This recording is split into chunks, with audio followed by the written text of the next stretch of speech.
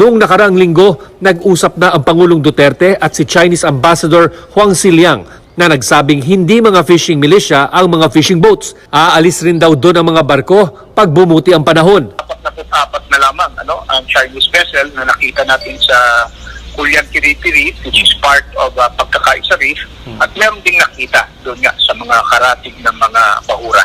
Napasok din ng exclusive economic zone ng Pilipinas. Nagpahayag ng suporta sa Pilipinas ang US Secretary of State sa report ng pananatili ng mga Chinese vessel na nasa loob ng EEZ ng Pilipinas.